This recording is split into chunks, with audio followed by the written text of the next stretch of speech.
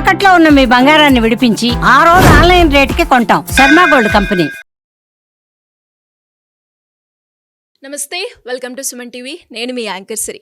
ప్రేక్షకులందరికీ కూడా విశ్వావాసు నామ సంవత్సర ఉగాది శుభాకాంక్షలు. మరి ఈ నూతన సంవత్సరంలో ద్వాదశ రాశుల వారికి ఎలా ఉండబోతుందో దీని గురించి ఇన్ డీటెయిల్గా మనతో షేర్ చేసుకోవడానికి వేదిక్ ఆస్ట్రాలజర్ ఉమా గారు ఉన్నారు. వారిని అడిగి తెలుసుకుందాం. నమస్కారం సార్. నమస్తే అమ్మా. నూతన సంవత్సరంలో కర్కాటక రాశి వారికి విద్యాపరంగా, ఆరోగ్యపరంగా, ఉద్యోగపరంగా, వ్యాపారపరంగా, సంతానపరంగా, విదేశీ పరంగా ఎలా ఉండబోతుంది? వారు ఎలాంటి పరిహారాలు చేసుకోవాలి గురుగారు? తప్పకుండా అమ్మా. ముందుగా అందరికీ విశ్వావసునామ సంవత్సర తెలుగు సంవత్సర శుభాకాంక్షలు. అయితే అందులో భాగంగా మనం మాట్లాడుకునేటువంటి కర్కాటక రాశి వాళ్ళకి ఆదాయం చూస్తే 8, వ్యయం 2, రాజపూజ్యము 7, అవమానం 3. ఈ రకంగా వాళ్ళ యొక్క పంచాంగం కనబడుతోంది. అయితే గ్రహ సంచారంలోని యొక్క వివరాలు మనం చూస్తే కనుక ముఖ్యంగా ఈ కర్కాటక రాశి వాళ్ళు ఎప్పటి నుంచో ఇబ్బంది పడేటువంటిది అష్టమ శని, అష్టమస్య ప్రాణ సంకట. సో ఈ మార్చి 30 దగ్గర నుంచి వీళ్ళకి అష్టమ శని దోషం వెళ్ళిపోబోతోంది. సో మేజర్గా వచ్చే ప్రాబ్లమ్స్ అన్నీ తొలగిపోతాయి అని చెప్పొచ్చు. అయితే శని దోషం పోవడంతో పాటుగా శని ఎక్కడ వస్తున్నాడు అంటే 9th హౌస్లోకి సంచరిస్తున్నాడు. ఈ 9th హౌస్లో సంచారము మిగతా 5 గ్రహాలు కూడా కలిపి మొత్తాన్ని 6 గ్రహాల కలయిక షష్టగ్రహ కూటమి మార్చి 30వ తారీఖున పడుతోంది. సో ఈ మార్చి 30 లేదా ఈ మాసం చివరిలో కానీ ఏప్రిల్లో కానీ ఇన్వెస్ట్మెంట్స్ విషయంలో చాలా జాగ్రత్తగా ఉండండి. తర్వాత ఇంకొక విషయం ఏంటంటే మీరు ఎవరికైనా డబ్బులు బయటకు ఇచ్చినట్లయితే అవి ఖచ్చితంగా తొందరగా తీసుకునే ప్రయత్నం చేయండి. లేకపోతే అవి ఎగ్గొట్టేసేటువంటి అవకాశాలు ఉంటాయి. డబ్బులు తిరిగి రానటువంటి పరిస్థితులు క్రియేట్ అవుతాయి. సో కాస్త ధన నష్టము, ఆర్థిక ఆస్తి నష్టాలు కూడా కనబడుతున్నాయి. అదేవిధంగా కర్కాటక రాశి వాళ్ళకి 9th హౌస్లో పట్టడం వల్ల తండ్రికి ఆరోగ్య నష్టం ఉంటుంది. కాస్త తండ్రి యొక్క ఆరోగ్యం జాగ్రత్తగా చూసుకోండి. అయితే ఇంకా చెప్పాలి అనుకుంటే మే 15వ తారీఖు తర్వాత గురుడు ఇప్పుడు వీళ్ళకి 11వ స్థానంలో సంచరిస్తూ ఉన్నారు. ఈ గురుడు 12వ స్థానంలోకి వచ్చిన తర్వాత ఎప్పుడైతే కర్కాటకం వాళ్ళకి 12వ స్థానంలోకి వస్తాడో గురుబలం అనేటువంటిది కాస్త తగ్గుతుంది. తగ్గి ఎలా అవుతుందంటే విపరీతమైన ఖర్చులు అవుతాయి. శుభకార్యాల కోసము, ఇంట్లో ఏదైనా శుభకార్యం జరగడము, వాహనాలు కొనడము, బంగారము కొనడము, వస్తువులు కొనడము, వస్త్రాలు కొనడము లాంటి వాటి వల్ల విపరీతమైన ఖర్చులు అవ్వడం, ఎక్స్పెండిచర్ ఎక్కువ అవడం వల్ల కాస్త ఆర్థిక ఇబ్బందులు వస్తాయి. ఫైనాన్షియల్ మేనేజ్మెంట్ అనేది చాలా జాగ్రత్తగా చూసుకోవడం చాలా అవసరము. ఈ ఖర్చులు మీకు మే 15 దగ్గర నుంచి అక్టోబర్ దాకా ఎక్కువ ఉండే అవకాశం ఉంటుంది. ఈ పీరియడ్ ఆఫ్ టైంలో చాలా జాగ్రత్తగా పొదుపు చేసుకోండి డబ్బుల్ని. అదేవిధంగా మిగతా గ్రహాలు కనుక మనం చూస్తే మీకు మే 18వ తారీఖు తర్వాత అష్టమంలోకి రాహు రాబోతున్నాడు. అష్టమంలోకి రాహు వచ్చిన తర్వాత అత్యాశకు వెళ్ళొద్దు. మే 18వ తారీఖు తర్వాత నుంచి కాస్త ఏ విషయంలో అయినా సరే అత్యాశకు వెళ్ళొద్దు. ఎంతవరకు మనకి ప్రాప్తం ఉంటే అంతే వస్తుంది అనుకోండి. అత్యాశకు వెళ్ళి దేంట్లో ఇన్వెస్ట్మెంట్ చేస్తే కనుక నష్టపోయే అవకాశాలు ఎక్కువ ఉంటాయి. మానసికమైన అలజడి ఇవి పెరిగే అవకాశం ఉంటుంది. ప్రశాంతంగా ఉండడం కోసం ధ్యానం లాంటివి చేయండి. ఇలాంటి పరిస్థితుల్లో కూడా గొప్ప రాజయోగం పట్టేటువంటి యోగాలు కూడా మీకు ఈ యొక్క సంవత్సరంలో కనబడుతున్నాయి.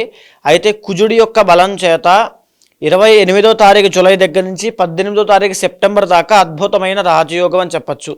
ఈ పీరియడ్ ఆఫ్ టైంలో మీకు ఆల్రెడీ నేను చెప్పాను, ఈ మే దగ్గర నుంచి అక్టోబర్ దాకా డబ్బులు ఖర్చు అవుతాయని. ఈ పీరియడ్ ఆఫ్ టైంలో ఏదైనా భూమి కొనడం కానీ, లేకపోతే గృహ లాభాలు కానీ, గృహ యోగము కానీ, లేకపోతే ఏదైనా ఒక శుభకార్యం జరగడం కానీ జరిగే అవకాశం ఉంటుంది. కుజుడి బలం వలనే కాంపిటేటివ్ ఎగ్జామ్స్ రాసేవాళ్ళు, కర్కాటక రాశి వాళ్ళు ఉంటే వాళ్ళకి విజయం పొందుతారు ఈ పీరియడ్ ఆఫ్ టైంలో. తర్వాత క్రీడాకారులు అంటే స్పోర్ట్స్ ఫీల్డ్లో మంచి విజయాలు సాధిస్తారు. తర్వాత చెప్పాలంటే ఆరోగ్య సమస్యలు తగ్గే అవకాశం ఉంటుంది. కోర్టు వ్యవహారాల్లో విజయం సాధించడము, కలహాల నుంచి, తగాదాల నుంచి బయటకు వచ్చి ప్రశాంతమైన వాతావరణంలో ఉండడం లాంటివి ఈ పీరియడ్ ఆఫ్ టైంలో జరిగే అవకాశం ఉంటుంది. మళ్ళా ఇలాంటి యోగమే 7th డిసెంబర్ దగ్గర నుంచి 15th జనవరి 2026 వరకు పడుతోంది. ఈ 2 టైమ్స్లో కూడా మీరు ఏదైనా భూమి మీద ఇన్వెస్ట్మెంట్ చేసినా, లేకపోతే ఈ యొక్క కర్కాటక రాశి వాళ్ళు ఎవరైనా రియల్ ఎస్టేట్ వ్యాపారం చేసే వాళ్ళు ఉన్నా వాళ్ళకి ఈ పీరియడ్ ఆఫ్ టైంలో మంచి లాభాలు చూస్తారని చెప్పచ్చు. కన్స్ట్రక్షన్ ఫీల్డ్లో, అగ్రికల్చర్లో, భూమికి సంబంధించి వాటిలో. అయితే మళ్ళా మనం చూసుకుంటే రవికి సంబంధించి చూస్తే ఏప్రిల్ 15వ తారీఖు దగ్గర నుంచి జూన్ 15 దాకా అద్భుతమైన రాజయోగము. అది ఎలాగనంటే ప్రభుత్వ ఉద్యోగం కోసం ప్రయత్నం చేస్తున్న వాళ్ళకి, గవర్నమెంట్ జాబ్ వచ్చిన తర్వాత కూడా ప్రమోషన్స్ కావాలి, సరైన గుర్తింపు కావాలనుకునే వాళ్ళకి, ప్రభుత్వ గుర్తింపు కోసం ప్రయత్నం చేసుకున్న ఎలాంటి సామాన్యులకైనా ఆ టైం చాలా బాగుంటుంది. ఆరోగ్య సమస్యలు తగ్గుతాయి. ఇంకా చెప్పాలి అంటే మీరు ఏ పని చేస్తున్నా అందులో ప్రమోట్ అవ్వడం, ఎలివేట్ అవ్వడం లాంటివి జరిగే అవకాశాలు ఉంటాయి. మళ్ళీ ఇలాంటి యోగమే సెప్టెంబర్ 15 దగ్గర నుంచి అక్టోబర్ 15 దాకా అద్భుతంగా ఉండే అవకాశం ఉంటుంది. మీరు పట్టిందల్లా ఆ టైంలో కార్యాజయము అంటే కార్యసిద్ధి, కార్యాజయం కలిగేటువంటి ఏ పని పట్టుకున్నా అందులో విజయం పొందుతారు. పని పెరుగుతుంది, ఆదాయం పెరుగుతుంది. ఇలాంటి శుభవార్తలన్నీ కూడా ఈ యొక్క రవి పీరియడ్ ఆఫ్ టైంలో ఇప్పుడు నేను చెప్పిన టైమ్స్లో వచ్చే అవకాశం ఉంటుంది. అయితే శుక్రబలం వీక్గా ఉండడం వల్ల ఒక 2 మాసాలు మాత్రము ఇబ్బందులు కనబడుతున్నాయి. అది ఏ మాసాలు అంటే ముఖ్యంగా డిసెంబర్లో, అదేవిధంగా జనవరిలో. మీకు మళ్ళా చూస్తే కుజుడు యొక్క బలం వల్ల డిసెంబర్, జనవరి అనేటువంటి 7th డిసెంబర్ టు 15 జనవరి చాలా బాగుంటుందని చెప్పాను. అక్కడే మళ్ళీ శుక్రబలం లేకపోవడం వల్ల డిసెంబర్, జనవరి మాసాల్లో కాస్త జాగ్రత్తగా ఉండాలి. ఎవరు జాగ్రత్తగా ఉండాలి అని అంటే ఎవరైతే సినిమా ఫీల్డ్లో ప్రయత్నం చేస్తున్నారో, ఎవరైతే క్రియేటివ్ ఫీల్డ్లో ఆర్ట్స్లో కానీ, లేకపోతే ఇండిపెండెంట్గా బిజినెస్ చేసేవాళ్ళు కానీ, బట్టల వ్యాపారం చేసేవాళ్ళు, బంగారు ఆభరణాలు అమ్మేటువంటి వాళ్ళు, తర్వాత చెప్పాలంటే ఆర్కిటెక్ట్స్ కానీ, ఇంటీరియర్ డిజైనింగ్స్ కానీ, ఈ యొక్క ఫీల్డ్స్లో, కళారంగంలో, నృత్య గీత వాద్య రంగాల్లో అన్నిట్లోనూ కూడా కాస్త అభివృద్ధిని తగ్గే అవకాశాలు ఉంటాయి. ఇదే కాకుండా కాస్త ప్రేమ వ్యవహారాల్లో ఇబ్బంది పడేటువంటి అవకాశాలు కనబడుతున్నాయి. ఇదే కాకుండా వైవాహిక జీవితంలో కాస్త సమస్యలు రావడం కానీ, లేదు అనుకుంటే ఆడవాళ్ళ వల్ల కాస్త ఇబ్బంది పడడం లాంటి సమస్యలు ఎన్నో డిసెంబర్ అండ్ జనవరి మాసాల్లో కనబడుతున్నాయి. ఈ టైంలో కొన్ని జాగ్రత్తలు తీసుకోండి, చాలా బాగుంటుంది. అయితే ఓవరాల్గా చెప్పాలంటే గురుబలం తగ్గడం వల్ల ఖర్చులు పెరుగుతున్నాయి కాబట్టి ఖర్చులు తగ్గించుకోండి.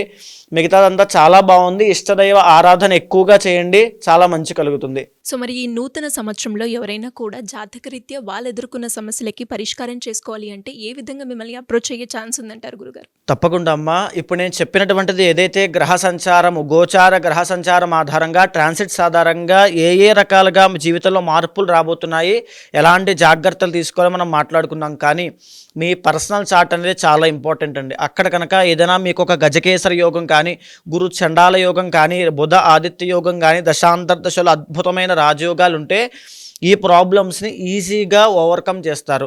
ఇక్కడ ఉన్నటువంటి పాజిటివిటీ అయినా నెగిటివిటీ అయినా దానికి ప్యారలల్గా మీ పర్సనల్ చార్ట్లో కూడా బలం ఉండాలి. ఒకవేళ మీ జాతకంలో ఇప్పుడు నేను చెప్పిన రవి సంచారం అప్పుడు రాజయోగము, కుజ సంచారం అప్పుడు రాజయోగాలు అప్పుడు కూడా పట్టట్లేదు, ఏదో ఇబ్బంది వస్తూనే ఉంది అంటే పర్సనల్ చార్ట్లో ఖచ్చితంగా ఇబ్బంది ఉంది అని అర్థము. దాన్ని గుర్తించండి. ఖచ్చితంగా మీ పర్సనల్ చార్ట్ చూడండి. దాంట్లో ఏవైనా దోషాలుంటే తగిన పరిహారములు, పూజలు ఆచరించండి. శీఘ్రంగా ఈ యొక్క రాజయోగాలు అనుభవిస్తారు. ఒకవేళ అలాంటి వాళ్ళు ఎవరైనా ఉంటే తప్పకుండా కింద కనిపించే నెంబర్కి కాల్ చేయండి. ఎవరైనా సరే పర్సనల్ చార్ట్ చూసి ఆ పూజా పరిహారాన్ని కూడా తప్పకుండా చేయిస్తాను. ధన్యవాదాలు గురుగారు. నమస్తే అమ్మా.